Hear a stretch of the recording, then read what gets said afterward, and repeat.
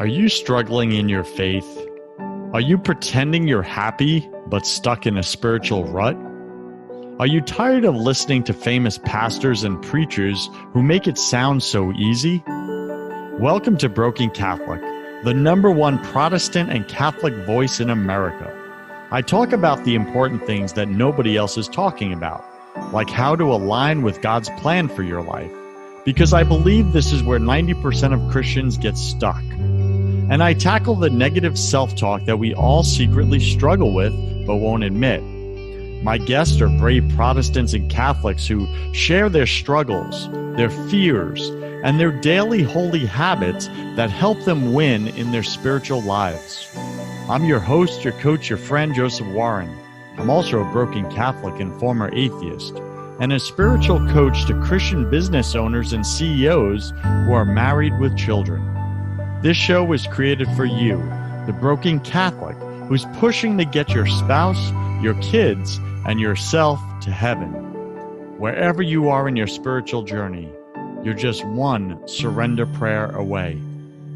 Today, my featured guest is Tait Arend, and you can find him at paradigma2.com. That's paradigm, the letter A, the number 2.com. Now, Tait has been in the world of transformation for more than 25 years and is considered a top coach in the happiness and habits space. He has the ability to command the stage, inspire audiences, facilitate groups, and powerfully coach individuals looking to tap into their passion and their purpose, to take action on what is possible and what matters most to them.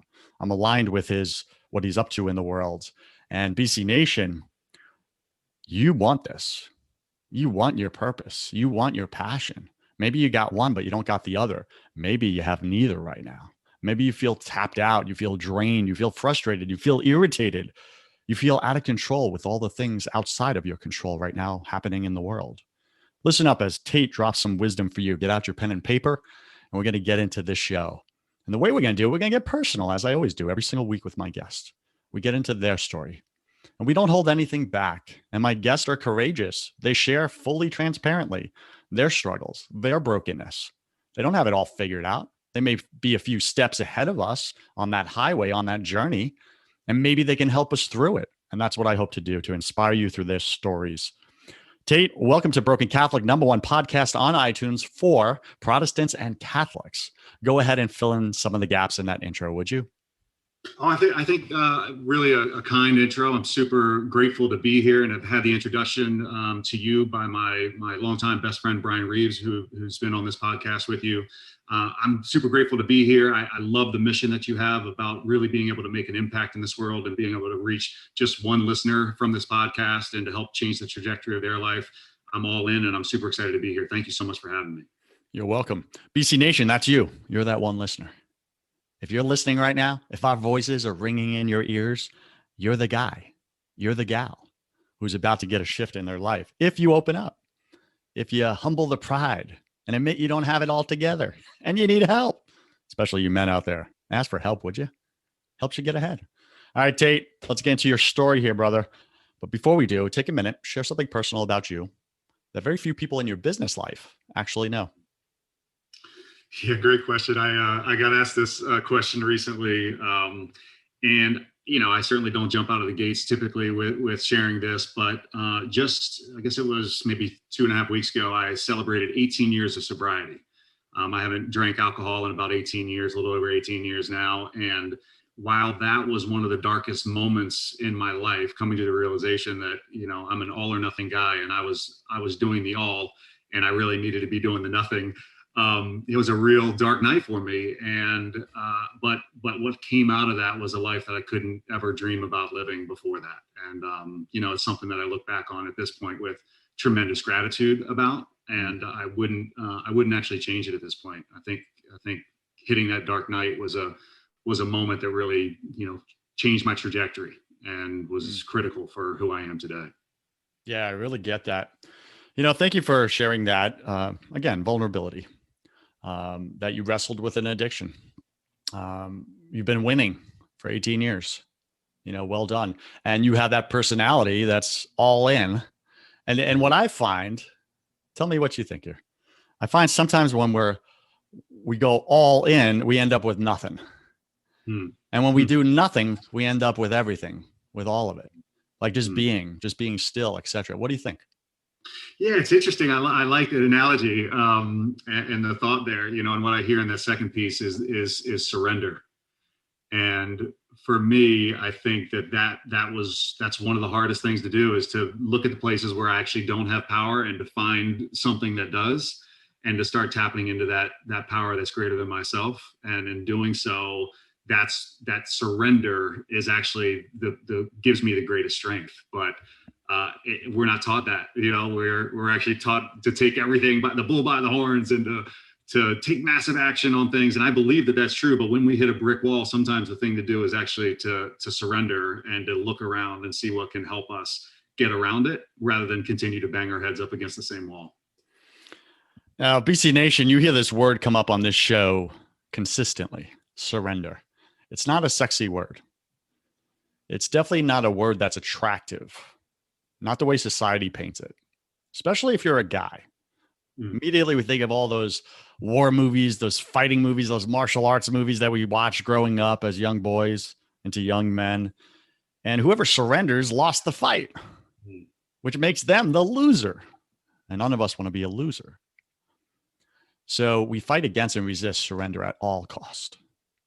And I share this often on other episodes that, well, yeah, I get what you're up to, BC Nation. And you're right to fight against physical surrender. But there's another type of surrender. It's the one that Tait's talking about. It's spiritual surrender. And those are two distinctly different types of surrender. Physical surrender, right?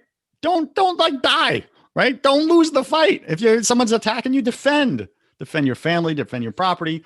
However, spiritually, if you hit that brick wall that Tate just spoke about, you're in it right now. You're banging your head and it's not working. What makes you think that if you just apply more effort, all of a sudden it's going to work? So this is what we're taught: bang your head harder and you'll get through eventually. No, you're going to end up with a worse headache. That's really what happens, right, Tate? I know I've lived it. You've lived it. So Tate, take us back to a time when you were banging your head against a wall in your life and it wasn't working. Paint us a picture of what was happening and how you surrendered, how you got through that wall. Yeah. Do you want the story around that, or perhaps a different one? I'm just here, surrendered myself, brother. So whatever you're going to drop, go for it. You create. Yeah. Come on. Well, look, I'll actually share a different one, which lives in the intimacy space with my wife. My wife and I met in 2006, and I always had the idea that I was 3 years away from getting married at any given time, because if I wasn't dating somebody, I had to start dating them. I would date them for 2 years. I'd be engaged for a year, and when I met and married my wife in 9 months, it shocked me. It shocked everybody that knew me, and but there was like this call inside of me that it just felt right. I was very connected spiritually at the time. I was clear that this was a blessed relationship, and then we jumped in. And one of the things that I've really uncovered, my wife and I, actually today is our 14-year wedding anniversary, and for about 9 years, my wife and I we put on an amazing show about how incredible our relationship was. But what was actually happening on the inside was both of us had brought the crap that each person brings into a relationship. And what happens inside of that is that it reveals to us the gap between our ability to love another human being and to be able to love ourselves. And that was 9 years of banging my head up against a wall of really actually trying to change her, change the way that she loved me, change the way that she thought about me, experienced me. Trying to exert all of this power into the space of having my wife ultimately be different. Mm. And That is powerful, powerful, powerful. I'm just going to pause you there for a second. BC Nation, seriously, Tate just smacked you upside the heart. He really did. Like, sit with that for a second. Look over at your spouse if they're in the room. Don't say a word. Or picture them in your mind if you're somewhere else. You're driving, you're at the office. You should be working. I don't know why you're listening to the show right now. What the heck? But picture them. How long have you been trying to get them to change the way they show up for you? Is it working or not working? Is it causing them frustration or not? And then let me ask you a bigger question here. Do you like when someone tries to control you? I don't. Nate, you? None of us do. Yet we're constantly trying to control someone else. Our spouse, our kids, our coworkers, our employees. We're little control freaks. We're even trying to control the circumstances that we have no control over in our life. And it causes all the stress, the anxiety, the heaviness of life. I call it the rocks, right? That's what I do. I help people blow up the rocks in their marriages that stand between them and their spouse, communicating. Blow up the rocks in their parenting, right? The rocks that are stuck in your mouth when you start talking to your kid and they look at you like you're talking with rocks in your mouth. What are you talking about? And you just can't connect. There's so many areas of brokenness in our lives, and it all stems from, I believe, what Tait just said. We're trying to control others rather than going in, looking at the things we actually have control over. And typically we don't like what we see when we look in the mirror. Tait, take it from there. Yeah, so I think that the moment, and I really do attribute God for having a moment, intervening. My wife and I were in St. John in the U.S. Virgin Islands, and we have had, I think one of the things that actually has assured that my wife and I stayed married is that each year of our marriage, we made a decision, even after having kids, to spend a week with one another, just her and I. And it was that container created the space for God to really show up for both of us and really remind us of the love that we had for one another and the resistance that we had, the pressure that we had, the control that we had trying to apply on one another, to release that for a moment. And there was a moment of grace that really stepped in, that we were able to really remind ourselves why we loved each other so much. And that set us on a journey over the last 5 years of like letting go of the past and stepping into something new and creating containers that really protect the sanctity of our relationship and the kinds of conversations that we need to have. And today I'm just so blessed to be able to have this extraordinary woman in my life that, every night we go to bed and we ask each other 2 questions. And those questions are, how did I make you feel loved today? And where did I miss the mark? And those 2 questions have been just instrumental in making sure that neither one of us has things that are left unsaid, and really gives us a moment to be able to acknowledge the impact that the other person is making in our life.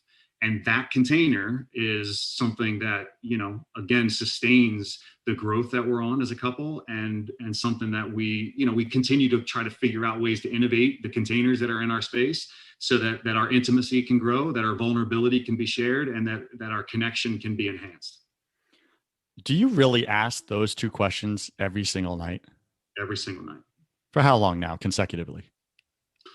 Oh, well, we iterate the different things that we've been doing, but long enough for us to know that we're never going to stop doing that one.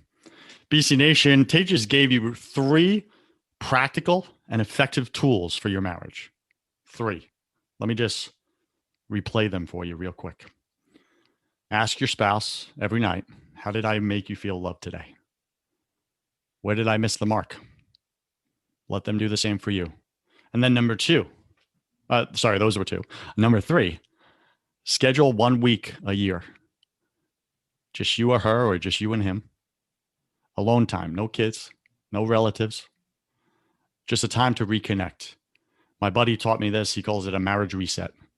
He and his wife, they do it every 6 months because that's just what they need. They get off their vision for their marriage, for their relationship, about every 6 months, give or take. And I'm brand new in marriage. We got married last year, and I'm just over a year now. So yeah, just over a year. And we already had to reset twice in my marriage. And man, it makes it so much easier. But without doing that reset, marriage got really hard really quick, Tait, sorry. And it was just like, wow, we really all need to reset, because we tend to default to our little control freak side, don't we? And to revert to the boys and girls that we were when we used to, need to feel protected by somebody else, and turning into a boy a boy trying to act like a man in a marriage is a dangerous thing. Mm. And a girl trying to act like a woman in a marriage, also a dangerous thing, because we show up as those little hurt children wanting our needs to be met, but not really focused on the needs of the other person. It's kind of what kids do. It's a very immature way of approaching a relationship, for sure. And the way that I like to think about it is it's just that we're practiced in certain ways, right? I've been more practiced at being a boy at times in my life than being practiced at being a man. And the more that I try to step into being a man, I'm going to have hiccups along the way. I'm going to revert to old patterns. And, inside of a relationship where both parties are interested in improving themselves, then there ends up being grace, because both people know that it takes work to practice new experiences. I think when relationships get really hard is that when one person is committed and the other person isn't. And inside of that scenario, there is tremendous angst and resentment and hurt and loneliness. And they're ultimately, the decisions to be made at that point in time are both people willing to get into the growth world, or is one person going to be able to be content being in the growth world and having their partner sit out? That's a tough one, but very real for sure. Happens very, very often. So Tait, you spoke about a human surrender there, right? You surrender to your spouse, she surrendered to you in your relationship. But you mentioned God earlier, and you said you both had to surrender to him. Where and how did that show up? Paint us a picture of what that looked like specifically, so that my listener right now can figure out how to do it for themselves. Well, my story about surrendering to God, really, I'll just take 30 seconds to take you back. So I grew up in a household. My dad's, he would say he's agnostic. He's probably more atheist, but agnostic. My mom would say she believes in Christ, but she doesn't necessarily have any practices that indicate that. And I grew up in a household where both of my parents said, you all can believe whatever you want to believe. You can explore whatever you want to explore. And it was, I don't know, maybe early high school that my sister went and found a fundamental Baptist church and brought me along. And I went, and it was in some ways, I don't want to be dramatic here, but it ended up being a relatively traumatic experience for me, because it was an environment that immediately taught hellfire and brimstone, and that God should be feared, and that you got to be worried about going to hell. And that God did not make any sense to me whatsoever. And when I would ask questions in middle school, maybe I was, 12 years old, I got met with a lot of,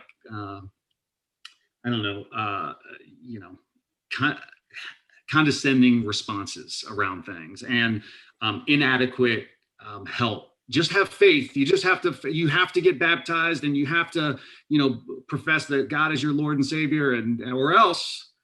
And that really I then spent the next 8 years really doing all I could to learn as much as I could to actually defend against that kind of God in my life. And it set me on this journey where I didn't have a relationship with God. I didn't want to invite that God into my life. I didn't want that God to have any space anywhere close to me. And it took a lot of experiences with people that didn't have that kind of God in their life. To the chaplain at my college, Richard McBride, who ended up marrying my wife and I. He was let me wash your feet.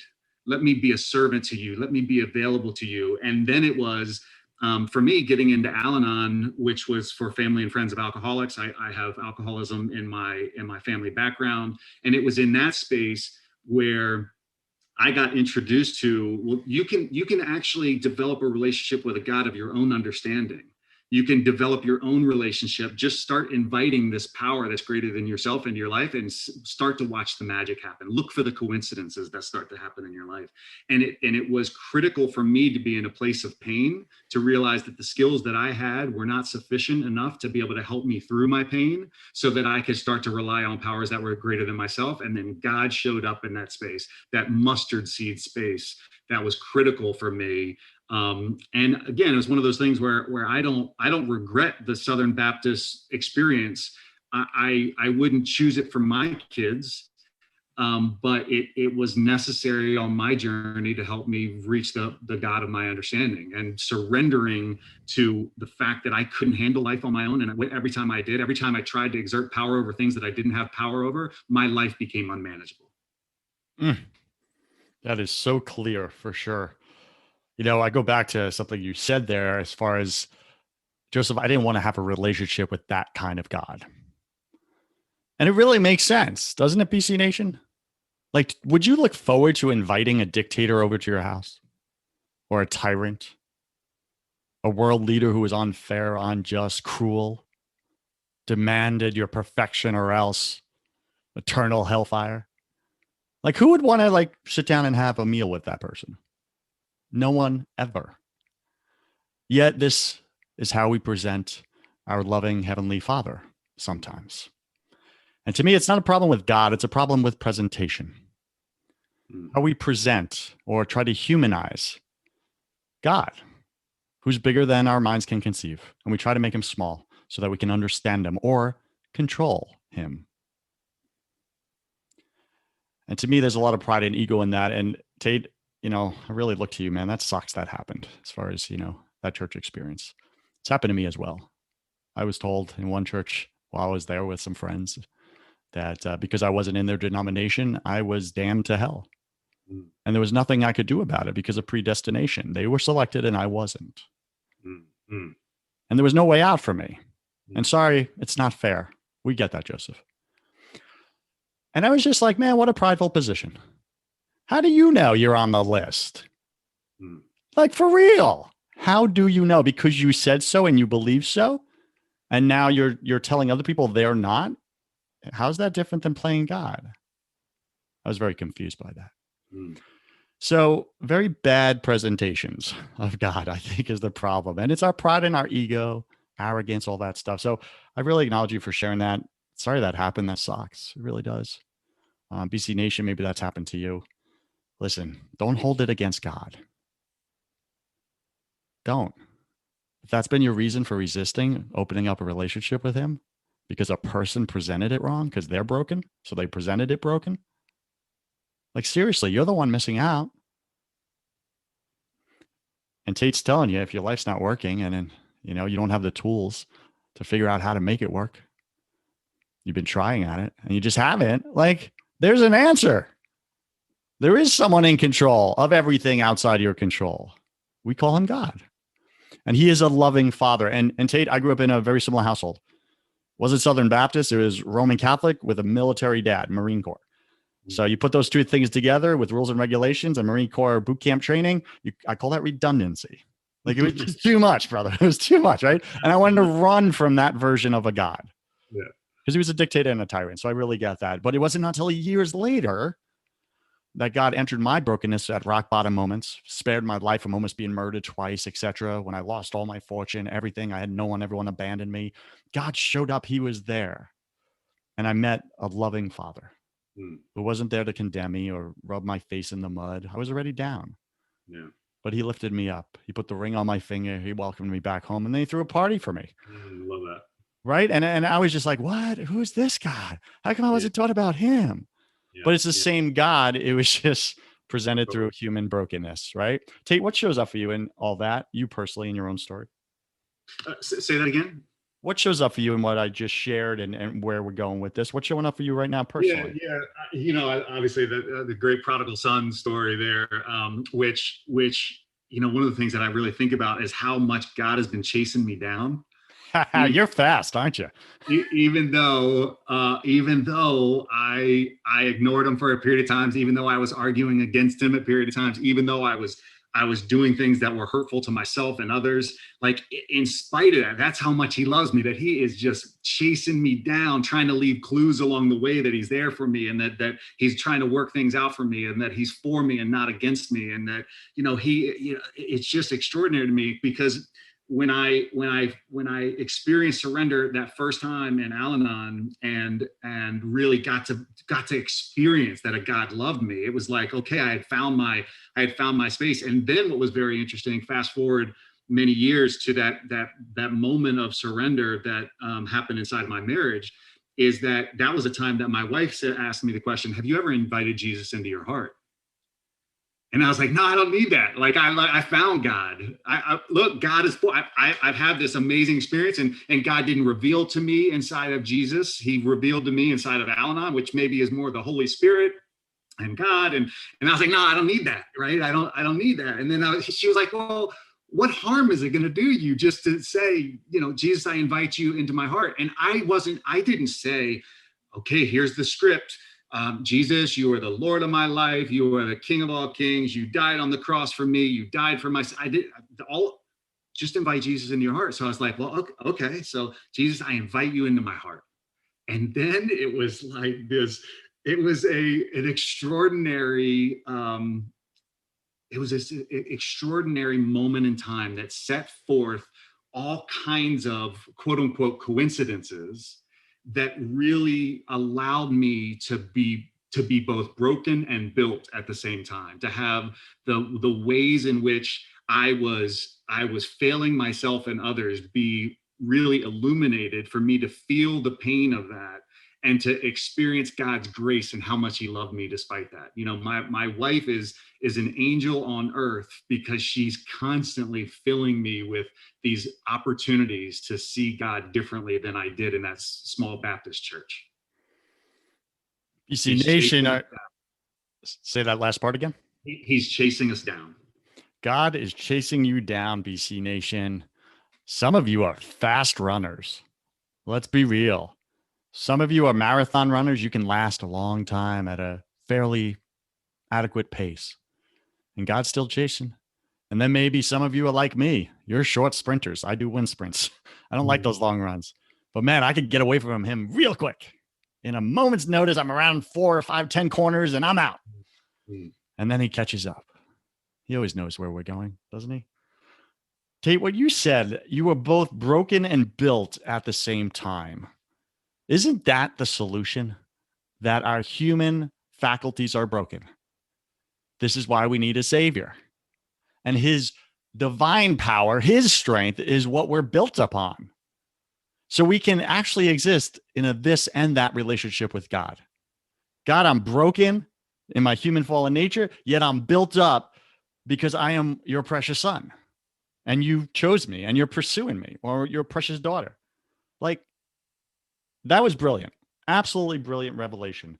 And what a smart, intelligent, angelic wife you have, sir. You have no idea. I have some idea now. Yeah. Thank you for sharing that. And thank you. I acknowledge you for not resisting her invitation to say, well, why not invite Jesus into your heart? What harm is there? You're already experiencing God. You already experienced the love of a father, of a creator. Why not? What if he's the same as the biblical Jesus? What if it's all true? And you got to experience one of the 3 persons of the God Trinity. Yeah. And dude, I had this, for me, I experienced the Father before I experienced the Son and the Holy Spirit. Yeah. That was the access for me. And it sounds very similar. I was kind of like, well, I got the Father, so I'm good. Right. But it's not. It's Jesus. It's getting to the Father through Jesus. And then so many of my Protestant and Catholic brothers and sisters, they got Jesus, but they don't got the Father. They stopped short of the finish line. And Jesus said, I came to show you the Father. Go through me. Go meet him. So anyway, Tait, powerful show, dude. I'm loving it. I'm digging it. We're speaking with Tait Arend. You can find him at paradigma2.com. And we're speaking, we got into some serious topics here, but the underlining message is surrender. Surrender to God, surrender to your spouse, surrender to growing and changing and not having all the answers. I think we're going to title the show, Can We Really Change Our Spouse? Can we? Because we're all trying it. Some of us admit it, others don't. So, Tait, welcome to my favorite part of the show. Welcome to the confession round. I'm going to ask you 10 quick fire questions. You'll have about 3 seconds to answer each. Don't overthink it. It's just for fun.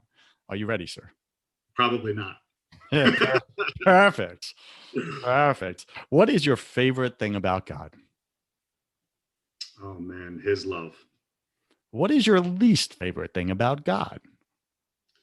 The way that people portray him. Boom. So true. And he allows it. What the bleep? What are you most afraid of? Leaving this earth, not making the impact that I was born to make. I get that. I believe we're all struggling with something at any given moment of our life. It's just part of being human. We just spoke about a lot of that brokenness. What are you currently struggling with right now, either professionally or personally? I am always struggling with the voice inside my head about myself. Hmm. Tell me more about that real quick. We'll go over 3 seconds I on that thought we one. were 3 seconds. Dude, it's my show. I can change things as I go. Um, the National Science Foundation came out in, I don't know, study 2006 that analyzed how many thoughts we have, 16,000 to 60,000 or something like that. But that wasn't the interesting thing about the study. The interesting thing about the study to me was that what it found is that 80% of our thoughts are negative and 95% of them are repetitive. So we are having the same negative thoughts day in and day out, and we wonder why we walk around as downtrodden as we are, because we have a voice inside of our head that's beating ourselves up constantly. And if we could take that voice outside of our head, we probably would choose not to spend time with it. So true. So just to clarify, what I just heard you say is that 80% of 60,000 thoughts a day is probably about 40,000, 45,000 repetitive negative thoughts we're repeating in our brain like this record player over and over on a loop cycle. That's right. Is that what you're telling me?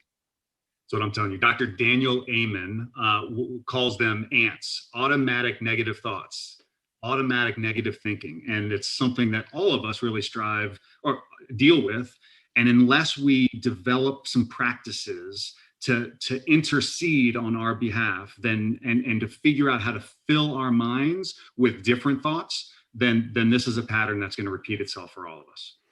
BC Nation, this is why you're not winning in certain areas of your life. Look what's stacked against you. The odds are outnumbering you. It's 40,000 to 1. 40,000 negative thoughts against you every single day.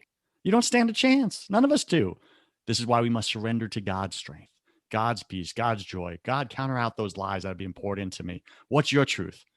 This is why we read biblical truth, to counter out the enemy's lies, I believe.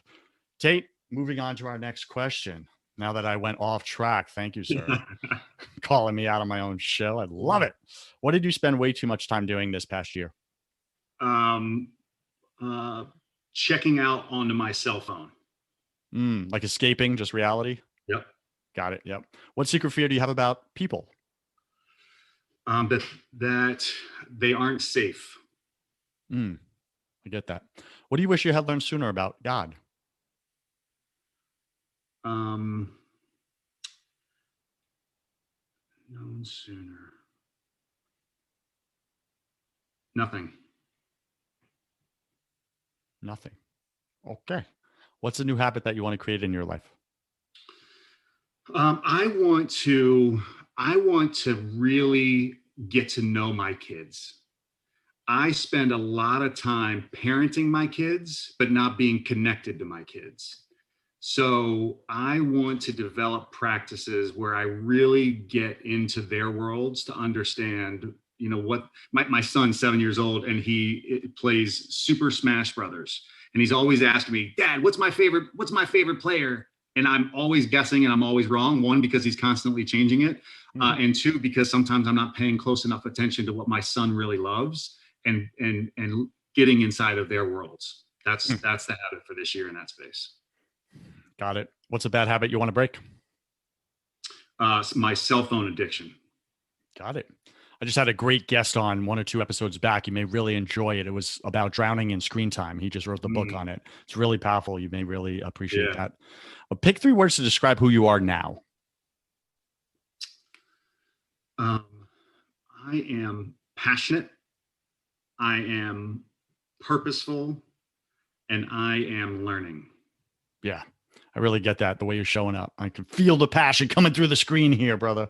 Pick 3 words to describe who you were before you surrendered to God and to your wife. Self-reliant.